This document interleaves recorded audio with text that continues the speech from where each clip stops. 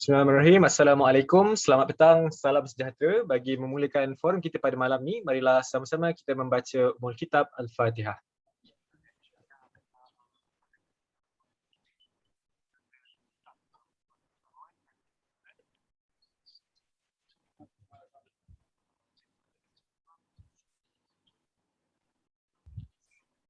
Selamat datang semuanya ke slot taping secangkir kopi bersama Wall of Fame MSM Taiping 2021. Saya Wandel Ashraf, MSM Taiping SPM 2017 dan saya akan menemani anda semua sebagai moderator untuk sesi pada malam ini insya-Allah. Untuk makluman semua, siri secangkir kopi ini memberi fokus kepada perkongsian isu-isu semasa yang sesuai dengan kepakaran alumni Marismat. Malam ni kita ada bersama dengan dua orang panel yang saya rasa saya amat kagumi dan hormati bagi membincangkan sedikitlah tentang topik yang pada saya cukup menarik, iaitu otak bisnes. Okey, untuk tahu apa itu otak bisnes, kita nantikan perkongsian yang kita akan share pada malam ni insya-Allah. Sebelum kita teruskan, sekalung penghargaan buat rakan strategik Ansara Taiping, MRSM Taiping, TNF Energy Sdn Bhd, Amans Media, Outpost Taiping Sdn Bhd, Alka Systems dan BG Capital Holding Group of Companies atas sokongan jitu mereka menjayakan program-program di bawah Ansara Taiping. Sedikit pesanan penaja juga kepada alumni MRSM Taiping yang masih belum mendaftar sebagai Ansara Taiping, bolehlah berbuat demikian di www.myansara.org, www.myansara.org, portal rasmi Ansara Malaysia dengan keahlian seumur hidup sepanjang RM50 sahaja. Baiklah, saya harap semua penonton-penonton yang ada pada malam ni melalui Zoom dan juga FB Live diharapkan semuanya sihat sejahtera ya, jauh daripada sebarang musibah ya, terutama wabak COVID-19 insya-Allah. Tanpa melengahkan masa lagi, saya nak memperkenalkan bersama-sama dengan kita pada malam ni.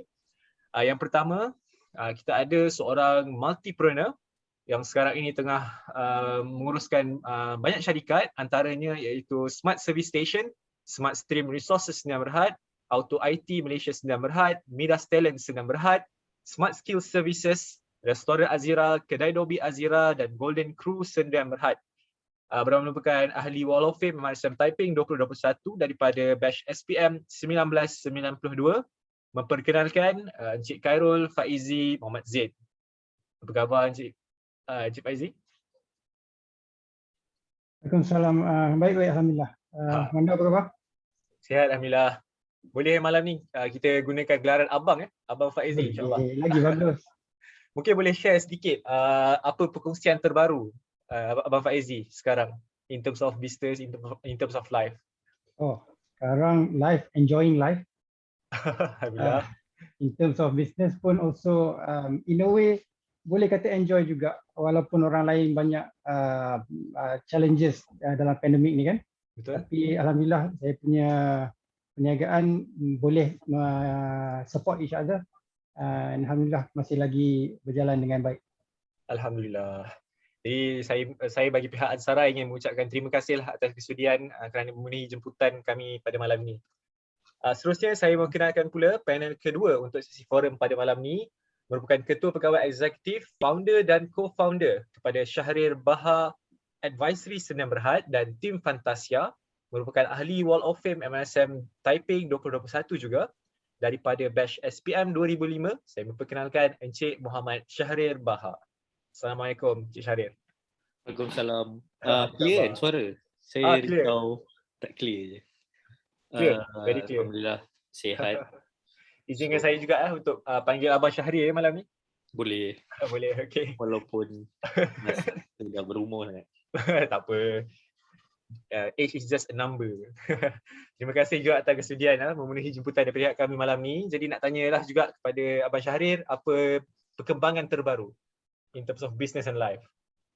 Saya rasa yang paling latest sekarang tengah hackkan kepala sebab saya ada build, saya dengan kawan-kawan ada build satu bisnes baru which is Tim Fantasia Sdn Bhd. So bisnes ni mostly kita buat fantasy league punya bisnes lah. So benda sangat baru and mostly yang ni memang kebanyakannya involve technical part lah. So ini cabaran paling latest lah yang saya kena hadapi. Enjoying, cuma macam saya selalu cakap dekat kawan-kawan, dia sekarang ni kat terowong yang gelap, tapi insyaAllah kat ujung tu ada cahaya nanti keluar. InsyaAllah, amin. All the best lah untuk Abang Syahrir and the team for this new challenge. Okey, sekali lagi malam ni kita sebenarnya akan membincangkan topik iaitu otak bisnes. Ada banyak perkara yang kita akan sentuh, melibatkan pelbagai benda lah in terms of business, daripada experience to knowledge, insyaAllah. Jadi kepada semua yang berada di Zoom dan juga FB Live, jangan segan, jangan malu. Kalau ada persoalan boleh tanyakan melalui ruangan chat jika anda di Zoom, dan melalui comment section jika anda berada di FB Live. Jadi mari kita bermula. Apa itu otak bisnes? Pada pandangan peribadi saya, otak bisnes ni sebenarnya adalah satu traits yang tak mampu kita nak pelajari secara pendidikan formal melalui sekolah dan sebagainya lah, melalui teori. Pada saya, otak bisnes ni ada pada orang yang hidupnya jatuh 7 kali, bangun buat kali ke-8. Otak bisnes juga hadir dengan pengalaman yang mampu membezakan yang mana satu desakan dan mana satu peluang yang akan membawa kejayaan dalam perniagaan. Jadi menurut statistik yang dikeluarkan oleh SSM pada tahun 2020, terdapat 1.3 juta syarikat berdaftar di Malaysia dan lebih 7.5 juta jumlah perniagaan yang berdaftar dengan SSM. Dalam lautan perniagaan yang wujud dalam landscape ekonomi negara ini, tak semuanya akan menjadi cerita indah yang membawa kepada kejayaan. Ditambah pula dengan tekanan ekonomi akibat COVID-19, pendapat saya otak bisnes ni akan membawa impak yang besar lah dalam kelangsungan sebuah perniagaan. Jadi saya nak tanya dulu kepada Abang Faizi. Pada malam ni, bagaimana Encik Faizi mendefinisikan otak bisnes ini dan apakah traits yang ada pada seseorang yang mempunyai otak bisnes? Silakan Abang Faizi. Okay, thank you Wanda. Bismillahirrahmanirrahim. Alhamdulillahirrabbilalamin. Rabbi shrah li sadri wa yassir li amri wahlul 'uqdatam min lisani yafqahu qawli. Nak jawapan panjang ke jawapan pendek? Tengah-tengah. Medium length. Sebenarnya otak bisnes ni kalau kita tengok, jawapan pendek dia ialah orang yang senang nampak peluang berniaga. So otak ni kita tahu organ dalam kepala kita. Berniaga ni adalah satu aktiviti. So and activity tu melibatkan demand dengan supply. So kalau kita tahu demand tu ada permintaan, supply tu orang yang menunaikan permintaan tu. So business ialah apabila kita meetkan kedua tu, kita ada demand dan kita berikan supply tu. So supply tu ialah business. So the exchange is business. Now tadi Wanda tanya pasal trades kan. Untuk orang-orang yang business ni, saya tadi fikir-fikir saya buat ni. Oh, okey. Nampak champion. Champion. Dia ni traits untuk orang otak bisnes. Tapi dia punya I dia tu tukar dengan E. Champion. Yes. Kenapa? So ni. Siapa nak snapshot lah. Tapi lebih kurang C ialah orang otak bisnes ni dia kreatif. Okay. Lepas tu dia H, dia hardworking. Okay. Lepas tu dia A, action oriented. Dia buat. Dan dia M, dia motivated. Lepas tu dia passionate. Dia sungguh-sungguh. Lepas tu yang E tu ialah easy. Dia memudahkan. And then O ialah outgoing. Sebab dia keluar buat. Dan last kali N ialah sebenarnya risk taker. Tapi sebab takkanlah champion pula ni tak canggih lah bunyinya kan. So champion, last kali no fear. So no fear is taking risk. Semacam Syahrir tadi dia kata dia mencuba sesuatu yang baru, meaning dia tak tahu lagi okey ke tak okey, tapi dia ambil risiko tu untuk cuba, dan insyaAllah kalau dia letakkan kesungguhan di situ dan dia letakkan apa yang dia bawa tu meet dengan demand di luar sana, insyaAllah dia punya matching business tu akan tercapai dan dia akan jadi successful. So itulah traits yang perlu ada pada saya lah, kepada orang-orang yang orang biasanya lah, orang-orang yang otak bisnes ni.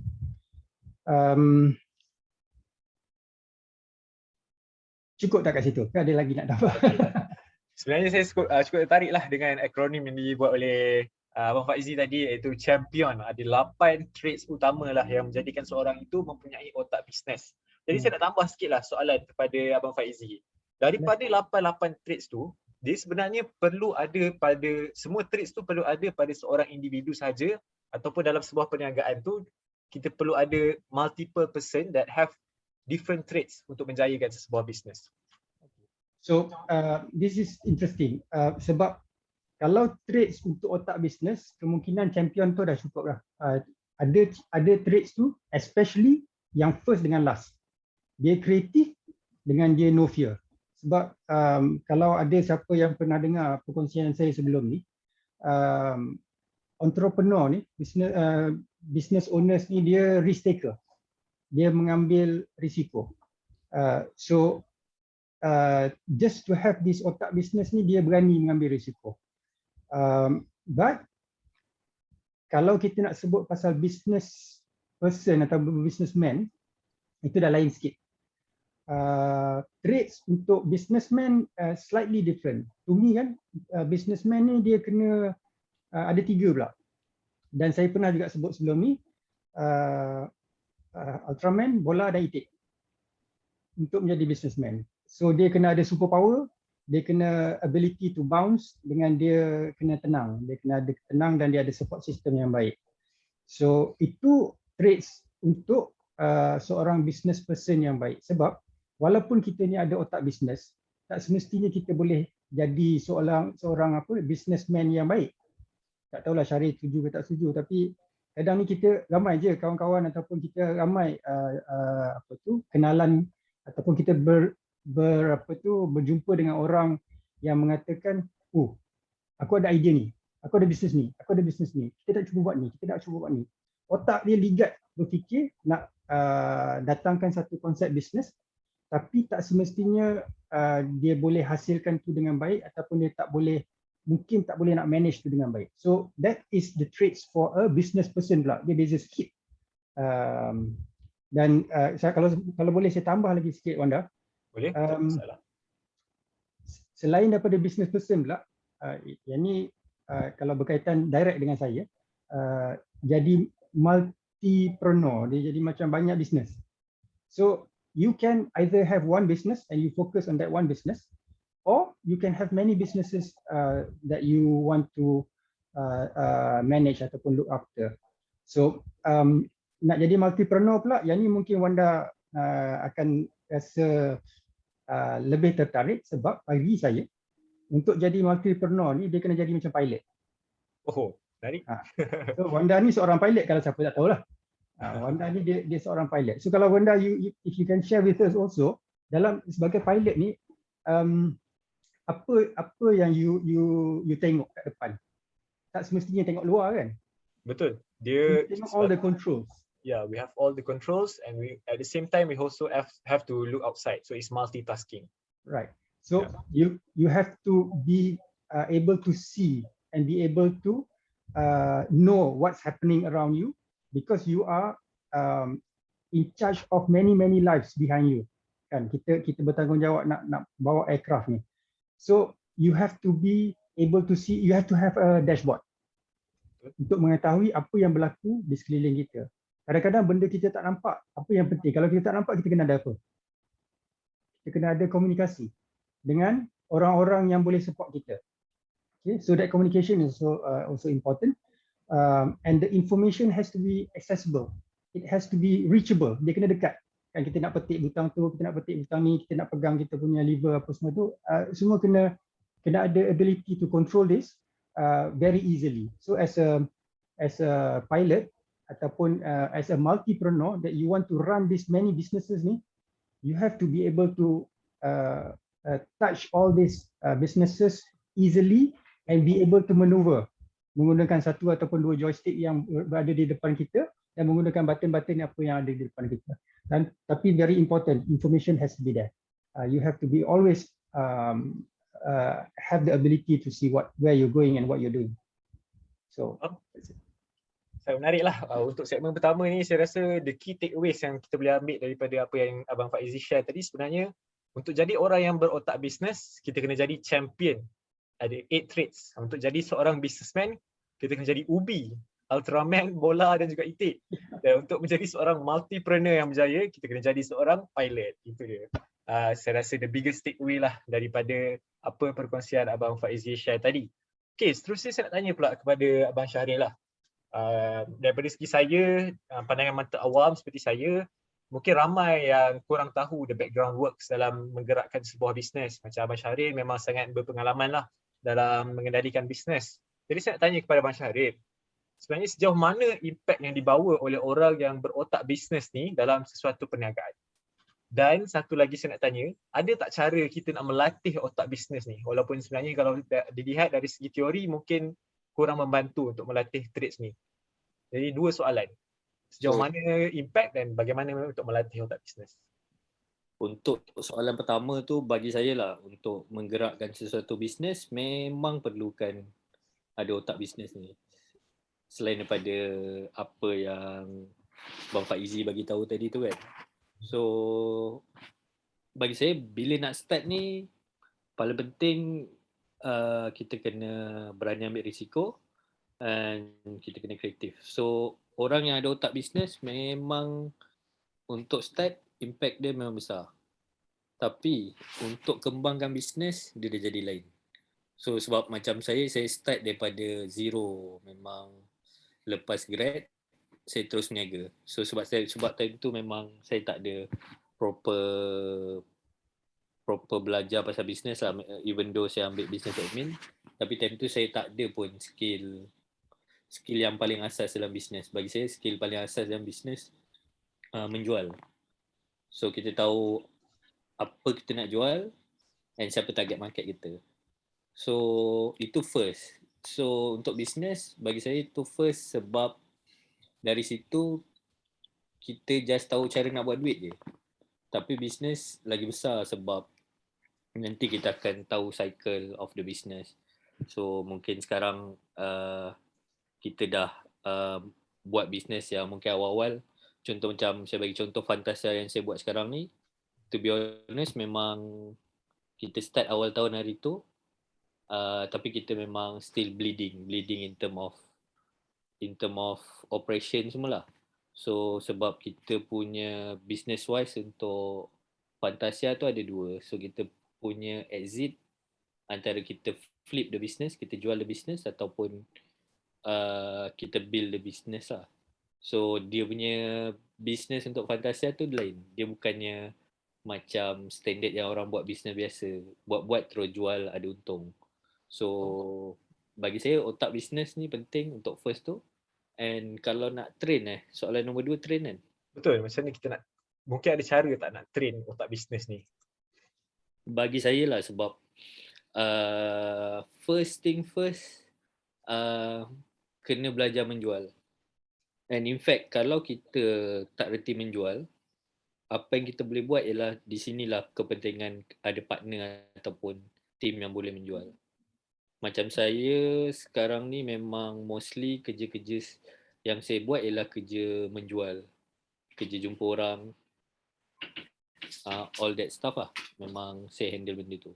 And kalau nak train, even though saya terus kerja, terus bisnes sendiri, tapi bagi saya yang terbaik sebenarnya kita boleh start dengan bekerja dengan orang, dengan industri apa yang kita nak. So dari situ kita dapat belajar. And in fact masa saya buat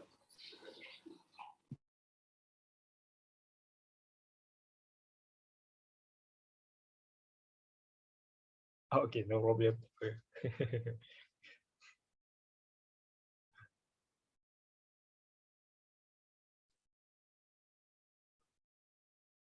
Mungkin Abang Faizi boleh Cik Syarul okey? Abang Syarul? Okey. ada gangguan. Tak apa, tak ada masalah. Bagi saya lah, sebab macam saya dulu saya terus dia berniaga tau. So saya start dengan masuk program usahawan PKNS. So dia bagi boost, and time tu saya jual produk kesihatan dan kecantikan, walaupun saya tak tahu apa-apa pun pasal produk kecantikan dan kesihatan, tapi dari situ saya belajar untuk menjual. Tapi untuk soalan tadi macam ni nak train kita punya ni, selain daripada cari mentor, belajar menjual, pergi masuk seminar ke apa, tapi saya rasa cara yang paling terbaik ialah bekerja dalam industri yang kita nak buat bisnes tu, supaya kita nampak. Sebab macam saya, kesilapan saya masa saya muda, kita ingat semua benda kita tahu kan. Sometimes nak kena belajar tu lah, bagi saya sometimes perlu ada mentor ke apa. Itu yang terbaik. And untuk train benda ni, dia take time. Tapi kalau orang tu memang ada otak bisnes, dia akan, macam nak cakap, dia akan jadi geliga lah. Sebab sometimes, contohlah masa zaman saya muda dulu, kita duk tengok time untung je. Kita tak pernah pun berfikir macam mana as a business untuk kita bertahan. Sebab dalam bisnes ni dia ada cycle dia. So itu tak masuk lagi dengan kalau kita buat perniagaan yang jadi bermusim. So orang nampak, contohlah orang nampak jual baju Melayu, ada usahawan yang kaya gila. Tapi kita kena tahu juga macam mana dia susun strategi dia tu. So ada bulan yang memang dia tahu sale dia tak banyak, ada bulan yang memang dia pulun. So benda-benda tu, kalau nak train benda tu memang kena berguru and kena buat sendiri. And to be honest, memang banyak kali gagal jugalah, in fact. So pengalaman. And in fact kadang-kadang kita as a manusia, mungkin kita rasa bila kita dah buat planning, kita ada partner yang power ataupun team kita power, kita rasa semua benda boleh jadi. Tapi sometimes at the end of the day, kuasa Tuhan. Betul. So benda ni bagi saya kalau nak train boleh je. In fact untuk saya pun sampai sekarang is a life learning process lah. Lagi-lagi macam sekarang saya rasa orang dah start gila-gila go digital. So apa yang saya buat, saya sendiri pun belajar lah. Belajar, in fact kadang-kadang daripada staff pun saya belajar. So benda-benda tu lah saya rasa. It's a life learning process. Faham, it's a life learning process. Jadi saya rasa apa yang saya boleh ambil daripada apa yang dikongsikan oleh Abang Syahrir tadi, sebenarnya ada 4 benda dalam kita nak melatih otak bisnes ni. Yang pertama adalah paling penting sekali, kena tahu macam mana nak menjual, ataupun kena ada partner yang tahu macam mana untuk menjual, kerana dalam bisnes is about menjual. Dan yang kedua adalah untuk belajar daripada bekerja dalam industri yang kita nak ceburi. Yang ketiga adalah melalui pengalaman, belajar daripada kegagalan. Dan yang terakhir adalah untuk sentiasa belajar. Jadi saya rasa that's the 4 ways on mungkin cara yang kita boleh latih otak bisnes lah. But it's very subjective. Dan saya percaya mungkin ini boleh digunakan oleh audience kita untuk sedikit sebanyak tahu macam mana untuk mendapatkan otak bisnes itu sendiri. Jadi sekali lagi saya nak ingatkan kepada semua yang menonton, sama ada melalui Zoom ataupun FB Live, jangan segan, jangan malu, boleh boleh tanyakan apa-apa saja soalan melalui ruangan chat ataupun komen. Jadi untuk makluman penonton juga semua, malam ini sebenarnya malam ni kita ada perlawanan ya, badminton melibatkan Malaysia menentang Indonesia untuk Piala Sudirman. Sekarang tengah berlangsung perlawanan pertama melibatkan men's double. Kita sedang memenangi set pertama lah. So mungkin lepas habis ni boleh beralih fokus untuk tengok Malaysia pula. Okey, kita beralih ke segmen seterusnya. Segmen kedua kita akan bincangkan tentang potensi dan cabaran.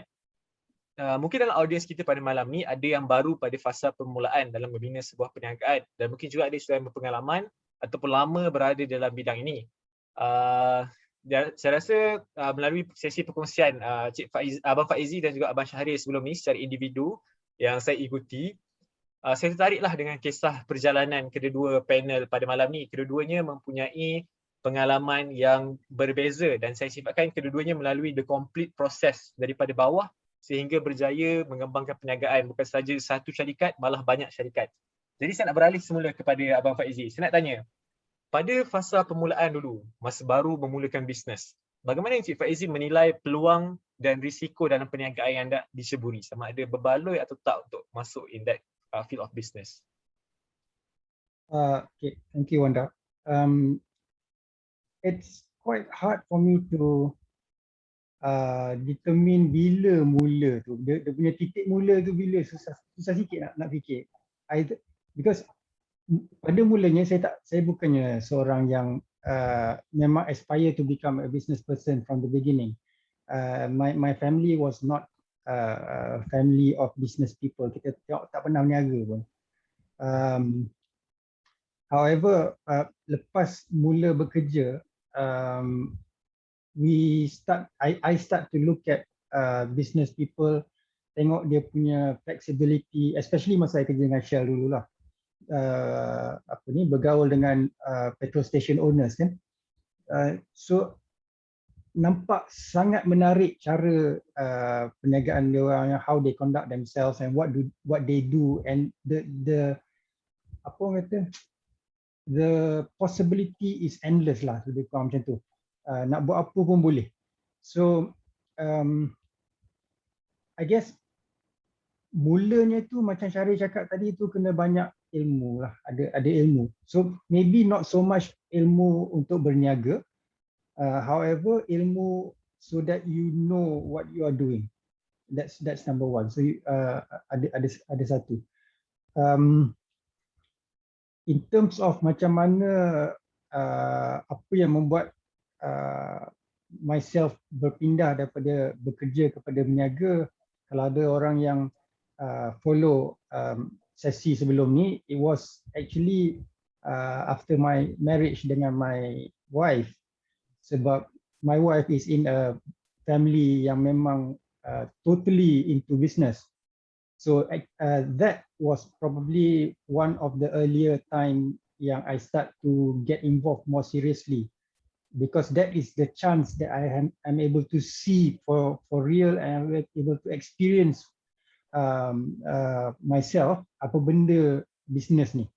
So kita boleh tengok cara deal dengan pelanggan, cara in the back end, tengok accounting ke, buat kira-kira, simpan duit, masuk duit, apa semua tu. Yang best tu dapat tengok banyak duit lah. Kita kalau bergaji ni dapat tengok banyak duit sebulan sekali je. Lepas tu dalam masa 2 hari lesap. So yang ni macam almost every day lah benda tu datang. So the earlier part of me, I wanted to have a lot of money tapi tak tahu macam mana nak capai. So kalau bergaji ni kemungkinan tak dapat sebab banyak yang macam tu. So after berkecimpung macam tu, dan after getting involved with the business dengan family, I gain a lot more confidence. And kita ni jenis orang yang analyst, kita jenis yang suka explore, ambil tahu lagi, belajar dan belajar dan belajar. We try as much as possible to dive into the traits lah.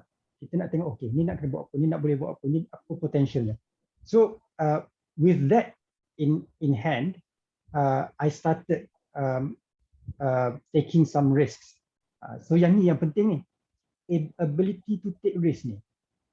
Ramai kemungkinan berminat tapi tak berani nak ambil risiko. Ramai yang banyak idea tapi tak tahu macam mana nak realise the idea. Ramai yang ada kebolehan tapi tak ada modal. So apa yang Wanda tanya tadi, kemungkinan how I got myself more involved is after I have very strong belief in myself. So that's one word lah kalau nak kata, belief. So once you believe that you can do it, once you believe that this is the way to go, you start to make that leap. And you make that leap and you will never look back. Okay. But it's easier said than done. Sebab ada orang dia lompat tapi dia tak ada safety net. In my case, I lompat with a safety net. So masa mula-mula involvement dulu tu masih lagi bekerja dan doing a little bit of business with some partners helping me out. So lama-lama tu baru kita lebih comfortable dan lebih yakin untuk totally let go of the salaried employment punya world into the business world where it is a bigger pool, but can be orang kata kalau bila dah when you fall, it can be a free fall to some. If you don't have a safety net, dia boleh jadi macam sampai bila-bila jatuh. So you have to have some sort of safety net somewhere, and that's what I had before I made that leap lah. So to those yang dekat luar sana, kalau berminat nak masuk dalam perniagaan ni, if possible, my advice lah, kena adalah safety net sikit. Sebab kalau tak menjadi, at least you don't get frustrated and then you stop. Because nak buat bisnes ni, it is not about failing. Failing is actually one of your learning. So bila you fail tu, as long as you have some sort of safety net, you learn and then you build up. Itu yang tadi my businessman tu yang nombor 2 yang kena ada bounce tu, kena ada bola tu kan. When you fall to, you have to bounce back up. Kalau you're not able to do that, you cannot be a good business person. So am I answering the question ataupun cukup ke tak jawapan ni? Betul. Okay, sangat more than what I expected lah sebenarnya. Okay, banyak cakap memang tu. So memang kita lihat macam Abang Faizi katakan tadi, macam pasal permulaan perlu ada safety net kan. Macam Abang Faizi ada latar belakang berkejaya yang bergaji sebelum memulakan bisnes. Saya nak tanya juga kepada Abang Syahril pula lepas ni.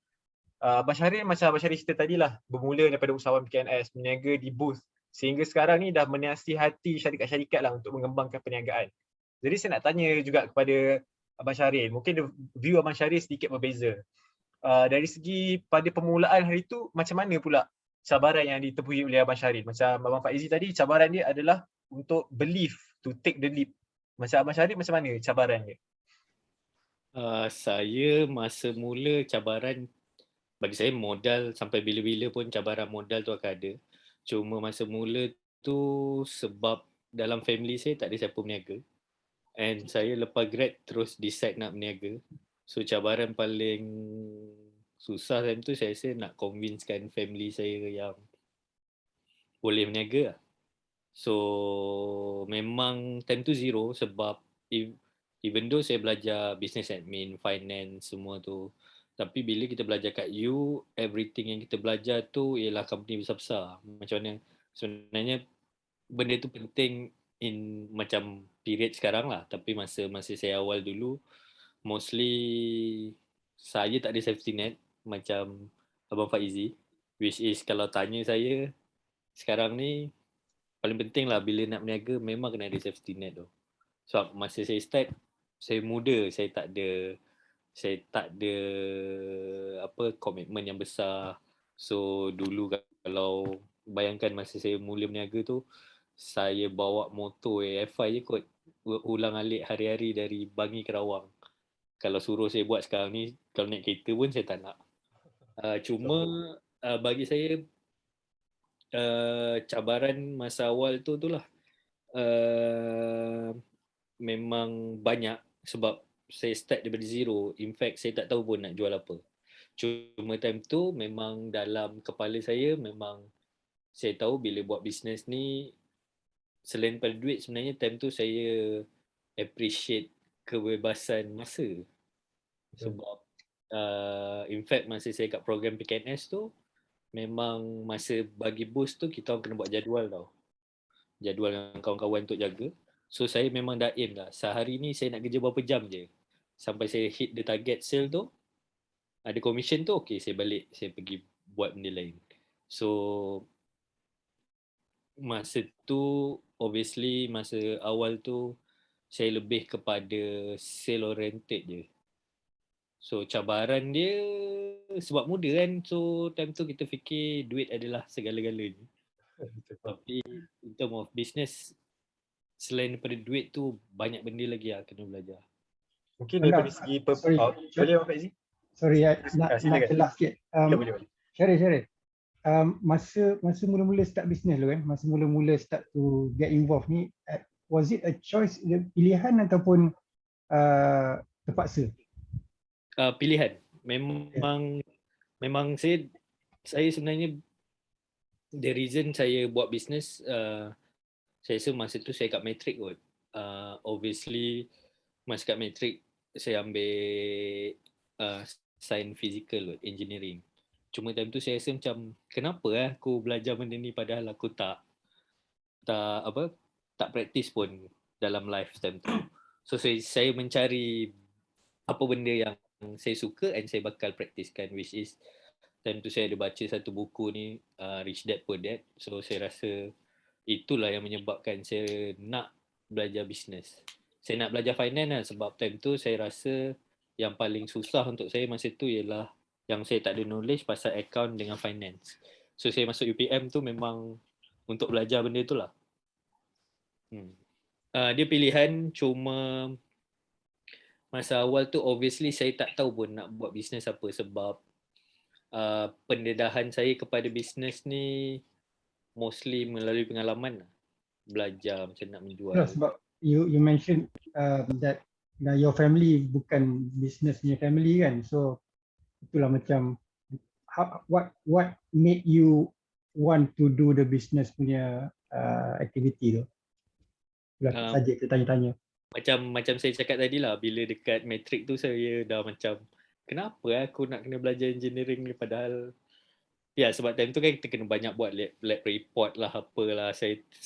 Saya rasakan benda-benda yang saya buat tu macam saya tak praktis pun dekat real life, and saya ada banyak je kawan-kawan yang ataupun senior time tu yang of course diorang kerja power tapi diorang banyak mengeluh pasal kerja. So time tu saya start carilah apa benda yang aku boleh buat, and aku rasa yang saya rasa fulfilling. So untuk saya time tu saya dah start carilah.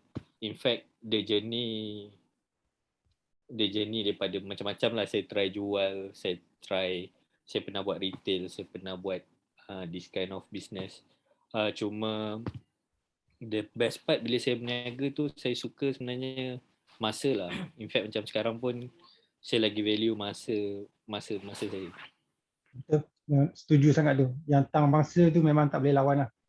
Bila buat bisnes sendiri ni, kita tak ada terikat apa-apa. It's all up to us. Kalau nak kerja lah, ataupun kalau nak do something you can do, but it is very flexible kan.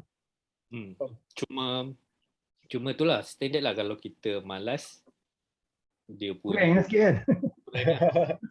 So saya nak tanya juga sebenarnya, macam Abang Syaril mula daripada bisnes yang berskala kecil, sekarang ni dah to some extent it's a large scale business kan. Macam mana dia punya difference in terms of business and life tu, daripada small scale and large scale? Masa small scale bagi saya lah tak pening sangat. Cuma time tu saya tak tahu nak uruskan masa saya dengan duit. Small scale bagi saya sebab kita seorang kan. Tapi bila kita membesar, it's all about management. Bagi saya bila saya start hiring ke apa, memang penting lah partner, team yang strong. And in fact saya kena admit yang saya tak boleh buat semua benda pun.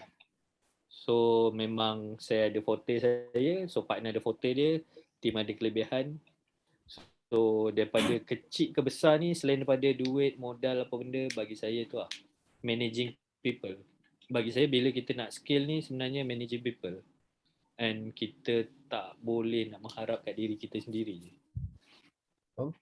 Dan soalan juga kepada Abang Faizi dan juga Abang Syarilah, kedua-dua mungkin kita boleh bagi Abang Faizi dulu. Nak tanya, pada permulaan dulu, mungkin ada tak kesilapan, kalau boleh tak keberatan nak kongsi, mungkin ada kesilapan yang bila fikir balik sekarang, mungkin you want to approach it differently? Kalau ego kita kata kita tak silap. Betul. Tapi of course akan adalah kesilapan sikit sebanyak. But I wouldn't say kesilapan lah. I suppose banyak je kalau macam money management mungkin tak berapa cantik, ataupun you put too much trust on other people, ataupun you don't take care of your staff well enough to retain them. That kind of thing kan. Bila kita berskala lebih besar ni, it's not so much about the business tu yang kita nak kena jaga. Macam Syaril cakap, it is about the people. We have to manage the person tu. Dia tak boleh jadi macam robot. Kalau robot senang, kita petik switch jalan kan. But people ni dia ada macam-macam hal. So banyak kot ups and downs yang mungkin tak seronok sangat kalau kita nak share, tapi itulah, it's about managing the people, managing the staff, managing money in order for it to generate more. Sebab macam Syarif kata, bila dah skala besar, you cannot be doing this alone. You have to be able to extend out, get help, and then trust people to run the business for you or with you. Either one lah, tak kisah. Sebab dia orang tu yang akan contribute to your success. It is not a one person punya success. Business ni cannot be about one person anymore. Dia dah kena ada banyak. Macam contoh mungkin either, saya pun tak ingat, kalau tak silap Henry Ford dan juga satu juga mungkin Jack Ma. Jack Ma ni kita tahu fairly successful business person sekarang ni, cuma sekarang ni dia jadi ada masalah sikit dengan dia punya government ni. But apa yang kita nak belajar daripada dia ialah dia kata dia tak tahu pun teknologi ni. Dia bukannya pandai sangat buat program ke benda semua ni. But he has a vision and he's able to connect people and be able to make the people do what generate apa benda yang dia nak tu through a very good coordination, and then he gets good people to work with him. So itulah, if we want to be successful, we have to be able to have that trait lah. Dan mungkin Abang Syahrir sendiri, dari segi pengalaman sendiri dan juga ada pengalaman sebab advising other businesses, mungkin ada tak any, bukan nak kata mistakes lah, mungkin some negative things yang mungkin boleh dielakkan oleh orang-orang yang berada dalam field of business ni? Bagi saya lah, macam pengalaman saya, antara benda yang boleh elak, sebab bila kita jadi entrepreneur ni, kita punya belief dengan confident tu lain tau. Memang sometimes gila. So bagi saya, kita kena ada check and balance.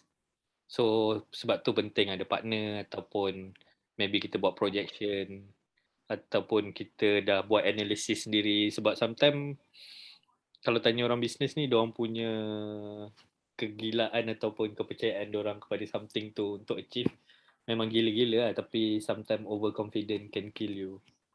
Lagi-lagi bab duit lah. Mungkin kita rasa produk kita ni lah yang paling terbaik, so kita pun pulun belilah, kita borong kau-kau.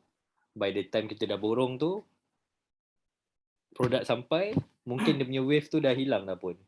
Tak pun, yang lagi kesian, let's say you borong dari China, you punya competitor which is lagi banyak duit, so dia jual produk mungkin lebih kurang sama macam you, dia jual harga lagi murah. So bagi saya, antara benda yang pernah silap dulu, benda-benda macam tu, overconfident. And then lagi satu, dulu saya ada je involve dengan bisnes yang ada bisnes yang orang nak beli tau. Cuma time tu saya rasa macam kita boleh melawan lagi, which is yang kita lawan tu memang big giant lah. So sometime lah, in term of business, mungkin tak salah pun nak jual bisnes tu masa dia tengah top. Sebab kita tak tahu bisnes ni dia punya cycle, dia naik ke turun ke. So macam sekarang, in fact macam saya selalu sembang dengan tim saya yang Fantasia ni kan, sebab kita develop something system. Kalau ada je orang nak beli, kita rasa harga berbaloi, kita jual, dan kita boleh je bill balik. Sebab dulu kita very, bukan arrogant, kita very confident yang jerung-jerung besar takkan kacau market kita. Dan kita mungkin rasa kita power, kita orang muda, boleh fight dengan tu. Sometimes kita kena ingat yang kita punya competitor tu, selain daripada duit, diorang ada banyak lagi resources lain yang boleh makan kita kan. And the business akan mungkin hilang macam tu je lah. And bagi saya tak salah pun, mungkin you jual sikit bahagian untuk you belajar dengan competitor you. So sebab saya involve dengan benda-benda ni banyak time 2017 ke 2000 sampai sekarang lah. So even kalau klien saya tanya, kalau ada orang nak makan diorang, maksudnya nak beli diorang ke apa, kalau diorang rasa harga tu berbaloi, And tu saya cakap dengan diorang, tak apa, let go je lah. Mungkin boleh buat lain, boleh rehat jap. Ataupun kalau sometimes you punya competitor tu just nak beli half ke nak beli sikit, you jual je lah. Yang penting you tahu apa kelebihan yang dalam bisnes you ada. Sebab dulu macam saya dengan partner dulu sangat-sangat kalau boleh tak nak jual, kita boleh fight lagi. In fact yang kita fight tu bukan jerong kecil, jerong besar gila kot. And now tak ada value pun sekarang. I think very interesting tadi apa Syaril sebut. Number one is overconfident. Sebab memang sangat betul lah yang dia cakap tu. Orang bisnes ni kadang dia punya rasa kalau dia dah betul tu memang betul lah pada dia lah kan. And then dia lupa nak dengar feedback. So I take it as feedback. And recently I'm involved dengan some system development. Kami dapat produce satu sistem yang lebih baik pada pandangan kita kan untuk digunakan. But in our progress meeting, walaupun orang tak banyak komplain, we decide to run a survey. So we run a survey. Why? Because kita nak tahu apa pandangan orang tentang sistem yang dia orang guna ni. Sebab kadang-kadang kalau tak ada feedback, kita tak tahu apa kita nak buat. Kita tak tahu sama ada kita ni in the right direction ke tak. Sama ada orang suka ke tak suka. So feedback is very important. So kalau siapa-siapa yang ada buat bisnes nanti, listen to feedback because that helps you to grow further ataupun to improve more. Satu lagi tadi Syaril sebut pasal apa tadi Syaril sebut dia pasal jual company. Yeah. So that selling a company is also a business. Ada orang ni kalau pandang fikir business ni cuma jual barang kan. Actually jual company tu pun can be a business in itself. So you develop something, you create value to it, and then from a value when you started mungkin you started with 50,000 ringgit ke 100,000 ringgit ke, and you are able to improve the value, it becomes 1 million ke 2 million ke 5 million whatever. That itself is a business, and that is a very good way in leapfrogging yourself into a big income punya bracket lah. Sebab kalau nak setakat nak jual hari-hari tu, you might never be able to get it. Betul tak Syaril? Kalau kita jual hari-hari mungkinlah dapat 30,000 sehari ke apa ke, but you will never get into the millions kan. So, betul. Yeah, I agree dengan apa Syaril cakap dia. Saya rasa daripada perkongsian Abang Syaril dan juga Abang Faizi melalui segmen ni, banyaklah benda yang kita boleh belajar in terms of the initial part of the business itself, and as we grow, what to do and what not to do lah saya rasa. Sedikit selingan sebenarnya sebelum kita beralih kepada next segment, saya nak tanya kepada kedua-dua panel kita pada malam ni, mungkin dalam seminit lah untuk menjawab.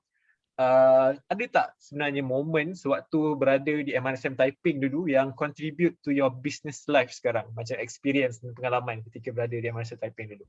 Okay, Abang Faizi boleh mula dulu? I would say yes lah, and I think very simply there was a demand of good food. Yes. So ini cerita yang legit dulu lah. So good food over the weekend mungkin kita jual burger. So I was involved in a little bit of that.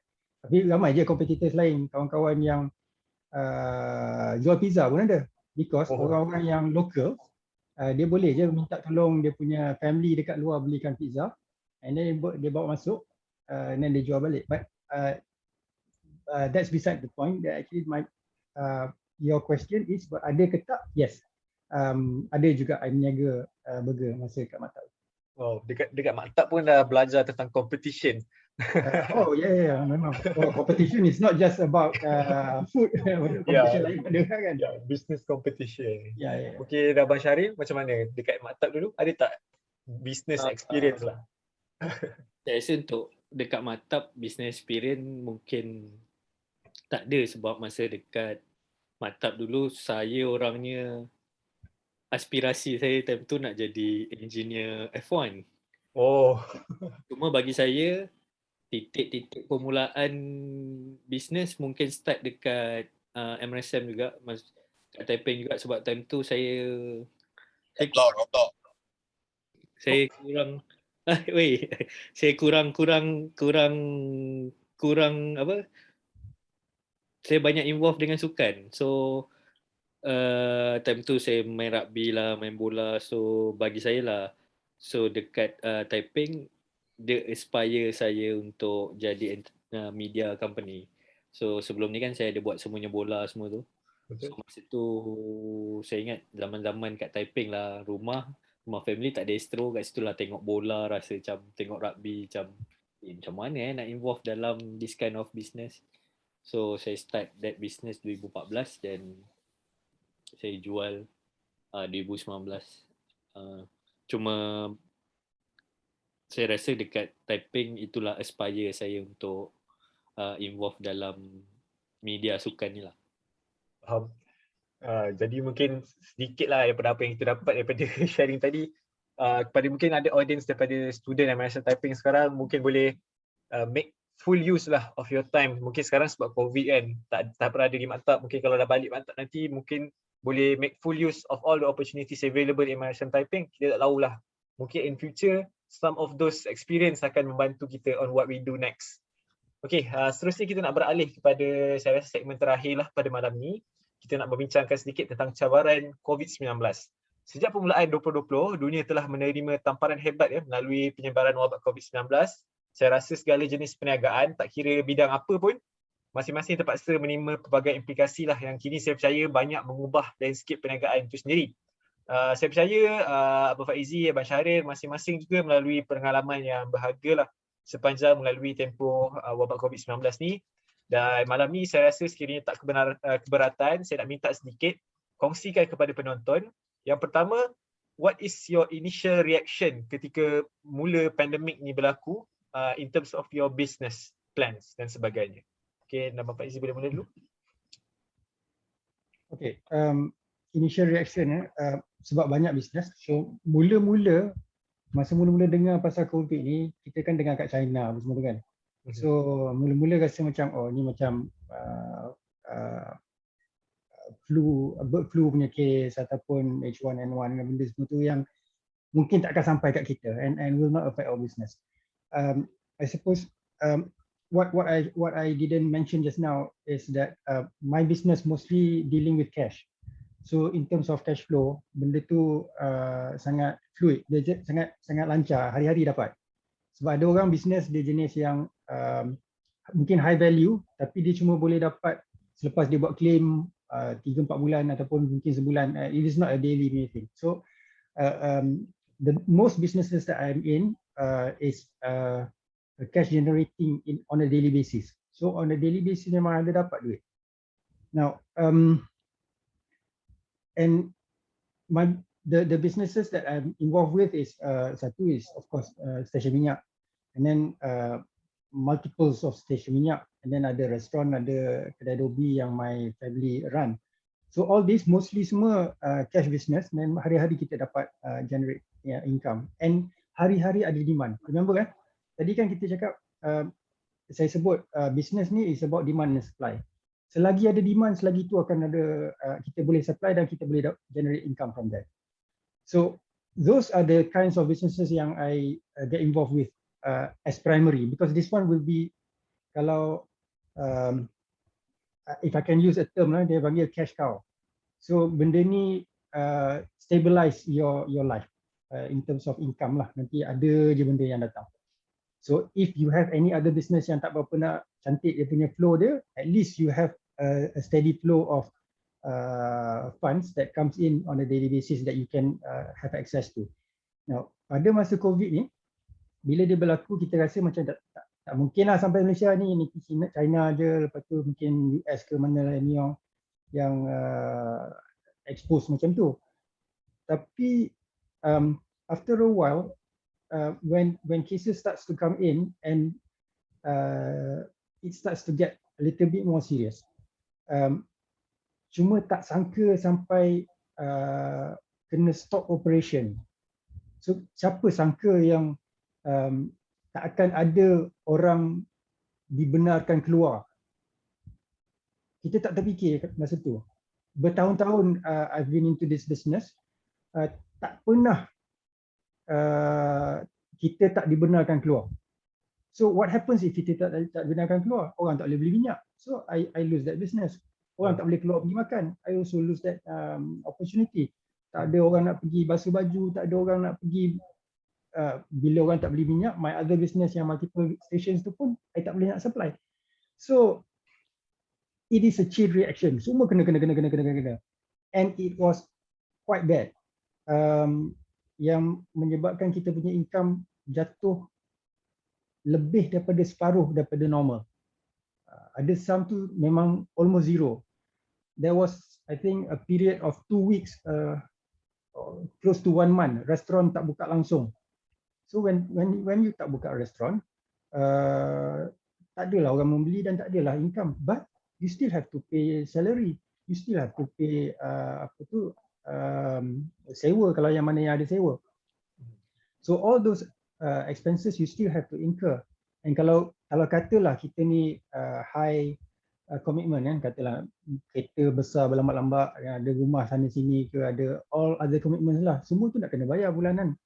Kalau tak ada moratorium yang diberikan oleh kerajaan, kemungkinan kita akan lagi sakit. So that was quite bad at that time. Luckily, petrol station tak shut down totally. Petrol station masih boleh buka tapi terhad. Tapi adalah juga a little bit of income that comes inside. So itu situasinya pada masa pandemik itu berlaku. And that the initial reaction, if you were to term it that way, is that terkejut, sangat-sangat terkejut dan sangat-sangat tak expect. So kalau kita tak bersedia ataupun kita tak ada, again, even in a business, safety net tu kena ada. Betul. So if we didn't have that safety net, the bigger your business is, the more your business are, you need a bigger safety net. So luckily, alhamdulillah, kita berjaya mengatasi ataupun soften the blow. Sangat menariklah perkongsian daripada Abang Faizi. Mungkin Abang Syahri boleh kongsi sikit tak macam mana your initial reaction ketika permulaan pandemik berlaku? Masa awal-awal tu sama macam Abang Faizi. Saya pun ingat benda ni sekejap je. Cuma masa awal-awal tu sebab mostly saya punya business digital. So time tu kita tak rasa sangat. And then memang team saya time tu mostly memang kita dah biasa kerja remote and everything digital. Cuma time tu yang paling terasa sebab most of saya punya klien untuk consulting diorang buat retail. Ada klien retail jual barang sukan semua, yang paling banyak yang tu lah. So the moment je bila COVID tu kedai tak boleh buka, diorang jam. So sebelum ni diorang punya business memang even though diorang ada je e-commerce, tapi diorang organisasi yang lama kan, so diorang tak percaya pun e-commerce. Diorang ada e-commerce tu just diorang buka je, and in fact diorang dah test banyak kali, e-commerce tu tak banyak bagi sale pun. And kalau saya boleh buat comparison, sale daripada walk-in, daripada kedai fizikal 99.8%, daripada online mungkin 0.0002. So time tu bagi saya bagus COVID ni sebab dia shift most of saya punya client punya mindset untuk go digital. So at the moment kedai diorang tutup, tak boleh orang masuk, diorang tak nak kena buat online lah, e-commerce ni. Saya faham lah daripada perspektif diorang, masa saya advice tu diorang tak nak buat sebab kalau ikut comparison bagi diorang tak berbaloi pun, sebab bila buat online it's not just as easy as set up you punya e-commerce platform. You kena buat marketing, you kena macam-macam lah, dan bagi diorang tak berbaloi. Cuma bila COVID ni datang and orang kena shut down kedai, orang tak boleh buka langsung lama gila, so they shift to e-commerce. Cuma sekarang ni okay lah, sale orang dah untuk online memang dah pick up kau-kau. Cuma untuk soalan pasal COVID tu, to be honest, awal-awal saya ingat ini mungkin kerajaan nak bagi cuti kejap lah kot. Saya anggap cuti kejap lah 2 minggu.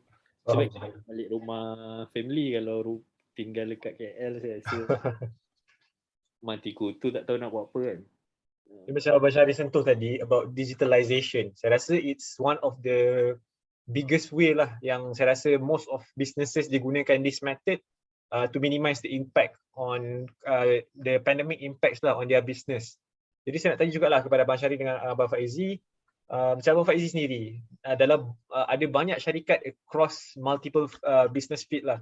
Saya nak tanya what are your action to minimize the impact to your respective businesses?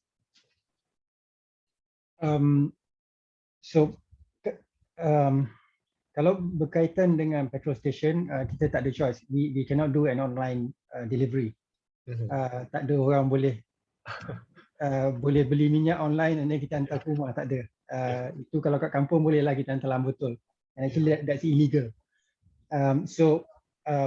Apa yang terkesan pada kami pada masa awal dulu is from the restaurant punya business. Macam Syahri cakap tadi, to a certain extent we don't really believe in online punya approach, sebab business restoran yang kami ada offers nasi campur punya dishes kan. So orang biasanya nasi campur ni dia nak pergi sana dan cedok sendiri. So we can never imagine yang orang nak beli secara bungkus ataupun secara online. Actually bungkus tu okey, secara online ni tak boleh nak fikir. But when this happened, my wife said that okeylah kita kena try juga, sebab memang tak ada walk in, tak dibenarkan datang, tak benar keluar. But we need to go out and we need to get our food to reach the customers. So kita try. We tried an online punya platform to sell. So that's what we did, and we also engage dengan delivery punya people. Kita nak engage dengan Foodpanda dengan Grab, tak mampu pada masa tu sebab macam tak logik pula, nanti orang beli nasi campur tu nak kena add on the price to justify, sebab Grab akan ambil a portion of the sales. Tambahan lagi customer kena bayar delivery, so it becomes very expensive. Saja nak beli nasi ayam kari sambal belacan dengan ulam, macam tak logik. So we engage with a different group of people, young people yang ada motor. Dia duduk dekat dengan kami punya restoran. Dekat kami punya restoran tu ada a few other restaurants lah. So siapa-siapa yang ada orders, these people will go and hantar. So actually it's good for them as well. Daripada dia tak ada benda nak buat, dia just standby kat situ. Ada order, kita ambil, kita hantar. So that's one thing that we did. I actually wanted to share a little bit on an experience yang some of my other friends had dengan business dia orang. One is jual kereta. Dia dalam bisnes menjual kereta. Dan pada masa pandemik, orang tak boleh nak jual kereta. Orang tak ada nak beli kereta sangat. So the demand became very low. Ni masa tu dia jual Proton. Proton selalunya dalam sebulan mesti akan ada kurang-kurang lah 2-30 biji nak jual. Dia boleh jual. But during pandemic, tak ada, the demand is not there. But sales people are there. Ada kalau kurang-kurang 3-4 orang ataupun katalah 10 orang sales people, they need to sell. And if they don't sell one car, they don't get any income, because sales people ni dia based on commission. Dia punya basic gaji tu, I don't know now, tapi if I'm not mistaken, it was only about 200-300 je. Basic 200-300. Only if they sell a car that they get the commission and they get a good earning. So takkanlah nak biar dia orang makan sebulan 300 je. So what my friend did was that this guy is also a multipreneur. Dia ada banyak bisnes juga. And one of it is bisnes makanan. Dia ada franchise ayam mas. So dia jual ayam mas dia punya produk and deliver to the customers. And the delivery, instead of engaging dengan delivery parties, dia engage dengan dia punya sales guy. So these sales people, daripada tak ada kerja, duduk je dekat ayam mas tu, ada order dia pergi hantar, ada order dia pergi hantar. So kalau dia naik kereta, dia boleh hantar banyak. Kalau dia naik motor, dia hantar sikit. So that is a good way of helping your team, okay? Taking care of your team so that they don't fall apart. So nasib baik ada beberapa bisnes yang kita boleh absorb and then bantu membantu. So that's my sharing. Okay. Macam mana pula dengan Abang Syahril masa what was your action sebenarnya in terms of minimizing the impact of pandemic to your businesses? Masa tu sebab to be honest untuk bisnes saya, sebab saya banyak digital kan, so kita tak adalah impact sangat. Cuma time tu yang impact paling besar bila klien-klien kita orang yang kita consult ni diorang tarik handbrake lah. So cuma time tu mostly apa yang kita buat, kita dengan tim terpaksa cari apa benda yang boleh buat. Contoh time tu some of saya punya tim dah start, diorang buat jual makanan dari rumah semua tu. Cuma to be honest, mungkin sebab kita orang dah fully digital since saya rasa 2017 kot. Sebab tu untuk COVID, alhamdulillah kita tak adalah terjejas sangat in term of that. Cuma some of my friend, mostly diorang memang nak tak nak diorang terpaksa jual online. And some of them memang masa zaman COVID lah, sale online diorang meletup kau-kau. And in fact bila government dah buka balik all the physical, so sale online diorang drop. Contoh macam sekarang kan government baru buka boleh rentas daerah. So mostly sale diorang drop lah. Some of them ada yang keluarkan ayat macam, kalau COVID teruk macam hari tu, untung lagi ni. Sebab diorang memang buat sale berjuta time tu. Memang gila-gila lah diorang buat sale masa zaman COVID. So mostly nak tak nak time tu, I think it's a shift of mentality semua orang kat Malaysia yang online business ni boleh. So saya rasa online business pun dah tumbuh macam cendawan. Cuma bila kedai dah buka balik, is a good fight lah untuk dua-dua parti, orang yang buat online dengan physical. Cuma saya selalu nasihatkan kalau boleh ada dua-dua platform tu lah, walaupun you guys memang strong dekat physical kan. Sebab we never know, kita pun tak pernah terfikir pun yang COVID ni akan jadi macam ni. Saya rasa what I can take lah from the sharing oleh Abang Faizi dengan Abang Syahril tentang your actions taken to minimize the impact. Firstly, digital is the answer for our economic landscape sekarang with the pandemic. And yang kedua, saya rasa mungkin pada pandangan mata awam seperti saya rasa COVID for business owner is about managing business, sale itself. Tapi sebenarnya it's more than that, it's about managing the people in the team. Macam mana kita nak help not only to minimize impact on business kita, but minimize impact on our team itself. Saya rasa kalau Abang Faizi dengan Abang Syahril boleh bersetujulah dengan benda tu. So saya rasa masa sedikit mencemerui kita. Soalan terakhir lah pada malam ni, simple and short one. Saya nak tanya, what's the potential after this pandemic? Apa potensi selepas ni? Pada Abang Faizi dulu mungkin. Well, Syahril is very lucky that he's in the digital punya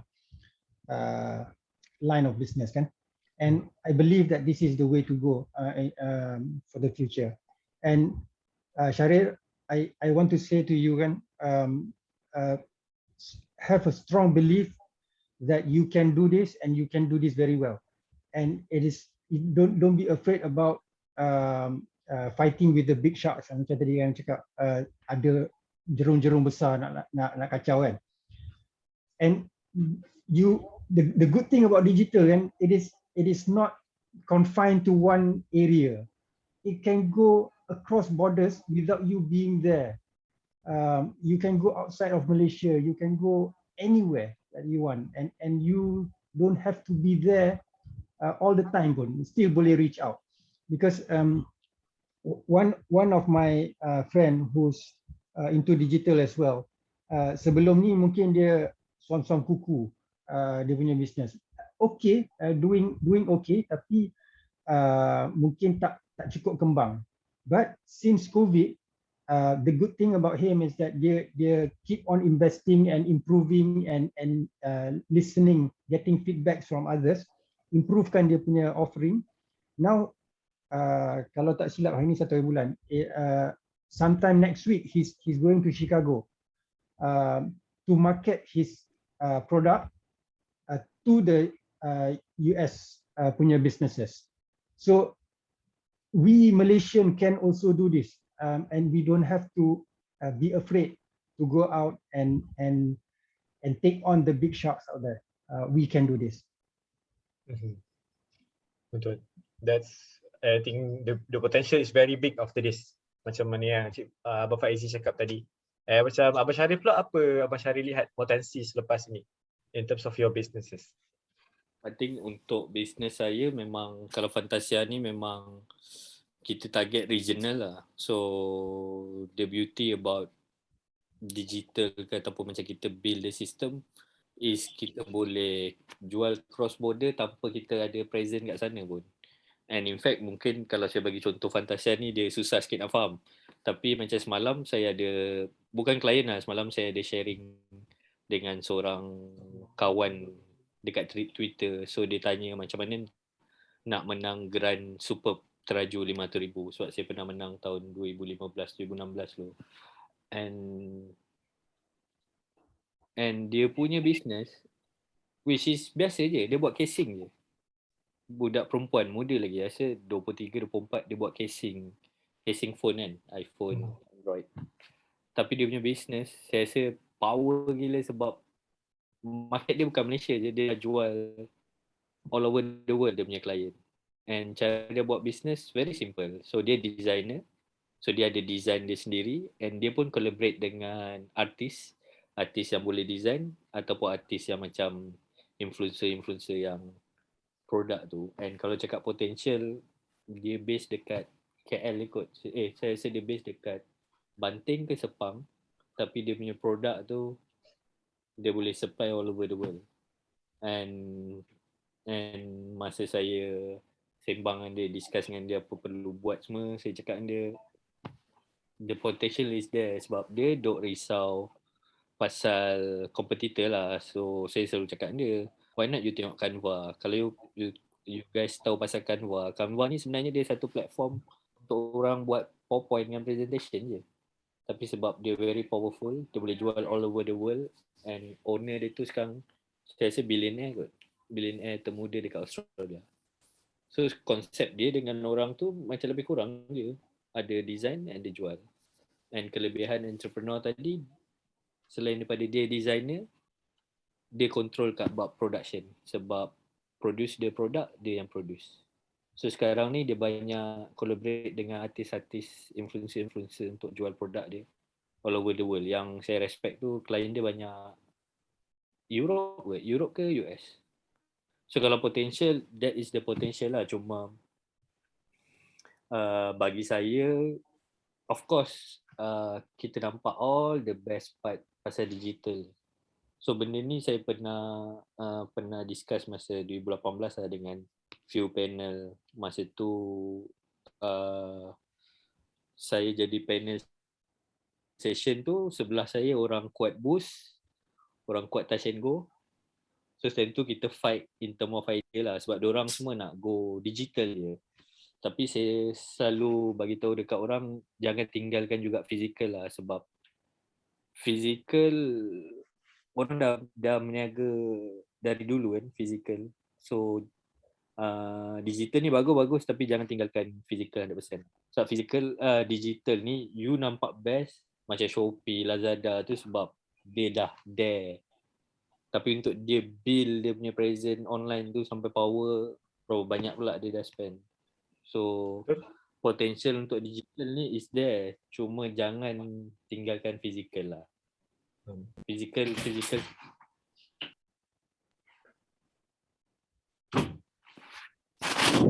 kawan saya kadang-kadang jumpa entrepreneur yang dia dah lama meniaga physical, dia nak totally shut down untuk ke digital lah. Saya cakap slowly lah, kalau nak shut down pun slowly kan.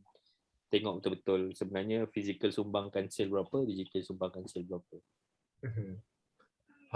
So I think the potential itself sentiasa ada, dan ditambah pula dengan the change of landscape to digitalization selepas pandemic ni, saya rasa the potential is now bigger than ever lah, boleh saya sifatkan. Jadi mungkin ada soalan daripada audience kepada para panel kita malam ni. Setakat ni di Zoom chat masih belum ada, dan di Facebook sebenarnya kita ada seorang Aman KB. Assalamualaikum tuan-tuan, saya Aiman dari Ansara Lenggong. Kalau tak keberatan, saya nak set masa untuk datang dan berjumpa dengan Tuan Syahri dan Tuan Karul. Dia kata bilis yang cuba nak berenang dengan jerum-jerum, dia kata. Mungkin lepas ni mungkin Abang Faizi dan Abang Syahri boleh tengok di ruangan komen lah di Ansara Cawangan Taiping ACT di Facebook. Mungkin kalau nak further the interaction bolehlah melalui situ. Saya rasa not many question malam ni.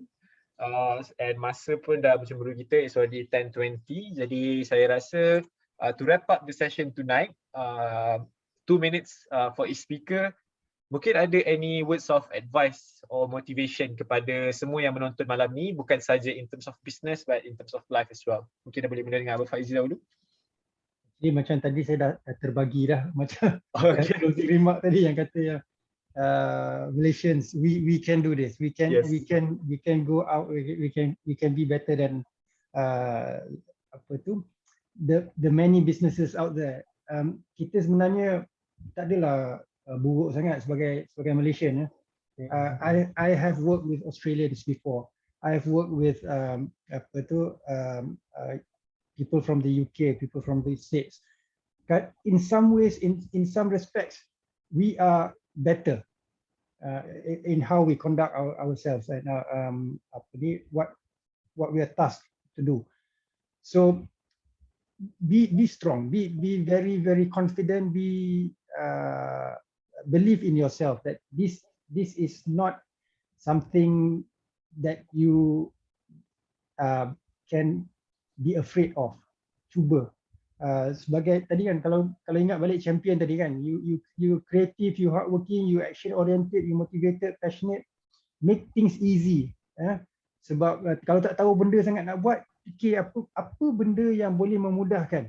Orang duk selalu berdoa, ya Allah, permudahkanlah urusanku, ya Allah, permudahkanlah urusan dia, permudahkan. So why not you become the person yang memudahkan? So you become the answer to their prayers. That is a good sales. That is a good way to put yourself there. So you become the person who makes things work and make things happen. So believe you can do this. Yes. Thank you very much, Faizi, for that, for your inspirational words. And macam mana pula dengan Abang Syahrir? Quick words of motivation for everyone. Motivation Yes. Bagi saya kalau nak start apa-apa pun, macam Abang Faizi cakap tadi, believe, and second thing, buat je lah, dia kena buat je. Sebab obviously kadang-kadang apa yang kita buat tu memang kita tak tahu, ataupun kalau kita terlebih tahu pun payah juga. Sebab bila kita terlebih tahu banyak benda, kita akan jadi lagi takut nak start. So bagi saya kalau tips ataupun ni, start je, along the way akan belajar. Cuma macam saya cakap masa awal tadi lah, kesilapan saya dulu, saya tak ada safety net pun. Sebab mungkin saya muda, saya langgar je. Tapi kalau tanya saya sekarang, kalau nak start, at least you dah kaji, you ada safety net you. Kalau you kerja, jangan terus berhenti, at least ada mungkin ada 3 bulan ke 6 bulan punya duit. Kalau bisnes tak menjadi, you ada something to fall off, then buat. Tapi satu benda, bisnes ni sebenarnya benda yang penat. Dia tak, masa you start tu memang penat. Cuma bila dah dapat tune, dah ada team, nanti dia jadi okay. Tapi masa awal-awal, lagi-lagi kalau kerja lepas tu buat bisnes, memang penat. Memang akan rasa macam selalu kan orang saya rasa masa zaman saya start bisnes dulu, kawan-kawan saya yang kerja semua stres tengok saya update status. Saya tengah lepak, time diorang tengah bekerja. Cuma benda tu untuk capai ke tahap tu susah lah, I mean take time. So saya punya tips, kalau ada something rasa nak buat, nak jadi entrepreneur tu, kena start lah. Sebab kalau terlampau overthinking memang tak jadi apa-apa. And in fact, dalam banyak-banyak bisnes yang saya buat pun, mostly saya tak tahu sangat pun. Along the way saya belajar. Jadi saya thank you so much juga kepada Abang Syahrir on your words of motivation and advice. Saya rasa malam ni kita dah bincang banyak daripada segi pengalaman, potensi, cabaran, COVID-19 punya pengalaman dan sebagainya. And I hope malam ni menjadi satu perkongsian ilmu yang baiklah kepada semua yang menonton, sama ada yang berminat untuk memasuki bidang bisnes, sama ada yang sedang berada dalam bidang bisnes sendiri. Hopefully this could be a new motivation for all of you guys to continue pushing further in your business. Jadi malam ni sekalian penghargaan dan jutaan terima kasih saya ucapkan kepada ahli panel kita, Encik Khairul Faizi Muhammad Zaid dan juga Encik Muhammad Syahrir Bahar atas kesudian memenuhi jemputan pada malam ni. Sekali lagi penghargaan juga kepada rakan strategik Ansara Typing, MRSM Typing, TNF Energy Sdn Berhad, Amans Media, Outpost Typing Sdn Berhad, Alka System dan BG Capital Holding Group of Companies. Kepada anda yang terlepas atau ingin menonton semula sesi perkongsian ini, boleh berbuat demikian di Facebook Ansara Cawangan Typing ataupun di YouTube Ansara Typing, TEPEN. Jangan lupa untuk subscribe YouTube channel kami dan juga like and follow kami di Facebook, Instagram dan Twitter @Ansara Typing, TAIPING. Sekali lagi kepada alumni MRSM Typing yang masih belum mendaftar, bolehlah mendaftar di portal rasmi Ansara Malaysia, www.myansara.org. Sebelum kita bersurai, marilah sama-sama kita menutup sesi ini dengan tasbih kifarah dan suratul As.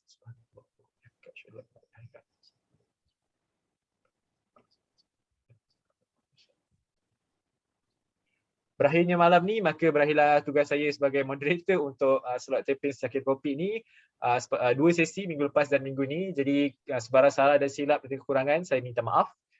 Jangan lupa untuk saksikan sesi kita yang seterusnya pada minggu hadapan, hari Jumaat, waktu yang sama dengan topik yang berbeza. Nantikan. Ingat, patuhi SOP dan jaga diri. Saya Wan Daniel Ashraf. Selamat malam. Assalamualaikum. Ini barulah. Thank you. Thank you everyone.